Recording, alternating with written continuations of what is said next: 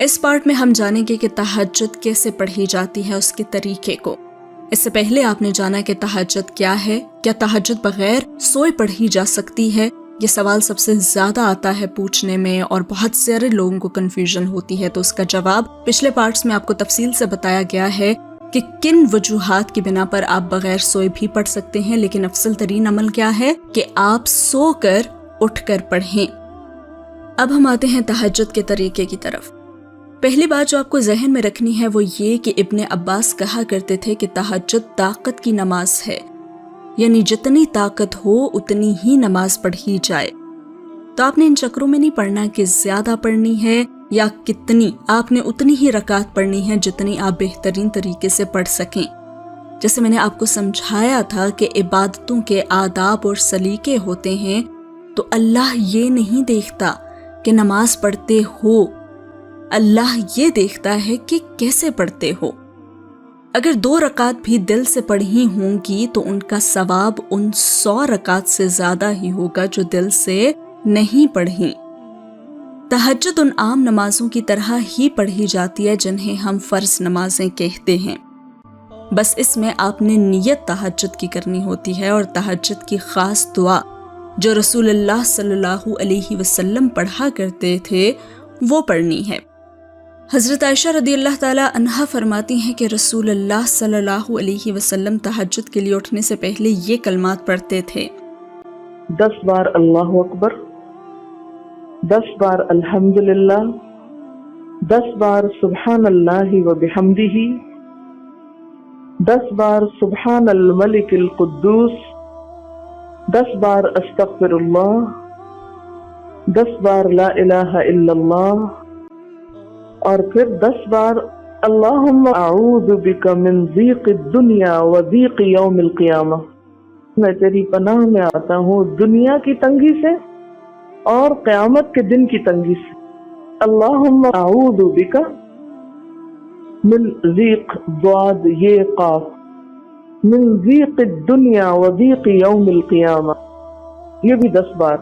اور پھر فرماتے اللہم اغفر لی واہدنی وارزقنی وعافنی۔ اور پھر ان کے بعد رسول اللہ صلی اللہ علیہ وسلم وضو کرتے اور تہجد کی نیت کر کے اللہ اکبر پڑھ کر ہاتھ باندھ لیتے اور تہجد کی یہ دعا پڑھتے: اللہم لک الحمد انت قیم السماوات والارض ومن فیہن، ولک الحمد لک ملک السماوات والارض ومن فیہن، ولک الحمد انت نور السماوات والارض، ولک الحمد انت ملک السماوات والارض، ولک الحمد انت الحق ووعدک الحق ولقاؤک حق وقولک حق والجنة حق والنار حق والنبیون حق ومحمد صلی اللہ علیہ وسلم حق والساعة حق۔ اللہم لک اسلمت وبک آمنت وعلیک توکلت وإلیک انبت وبک خاصمت وإلیک حاکمت فاغفر لی ما قدمت وما اخرت وما اسررت وما اعلنت انت المقدم وانت المؤخر لا الہ الا انت۔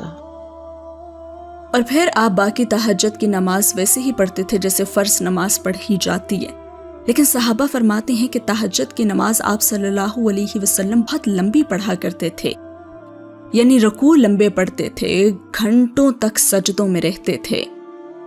تو یہ تھی تہجد کی مختصر کہانی۔ ایک بات جو آپ سب کو یاد رکھنی ہے کہ تہجد کی فضیلت اور اہمیت تو بہت ہے، لیکن اگر آپ فرض نمازیں چھوڑ کر صرف تہجد پڑھیں گے نا تو آپ کو اس کا اثر اپنی زندگی پہ نہیں نظر آئے گا۔ تہجد کی دعاؤں میں طاقت تب ہی آتی ہے جب آپ باقی فرض نمازیں پوری کرتے ہیں، کیونکہ اس کی پوچھ نہیں ہونی لیکن فرض نمازوں کی پوچھ ہونی ہے۔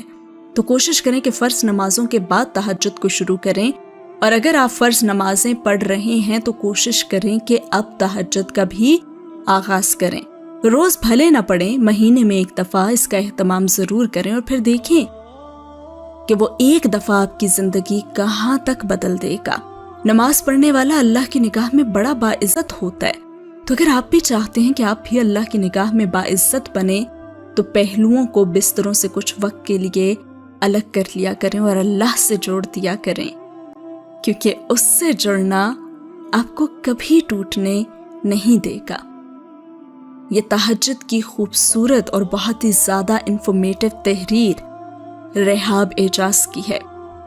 اللہ پاک آپ کا لکھنا قبول فرمائے، اور میری طرف سے ایک چھوٹی سی کوشش تھی کہ اس پلیٹ فارم کے ذریعے زیادہ سے زیادہ لوگوں تک یہ تحریر پہنچ سکے، تاکہ وہ تمام لوگ جن کو ان چیزوں میں مجھے بھی بہت زیادہ کنفیوژن رہتی تھی تو وہ کنفیوژنز کلیئر ہو سکیں۔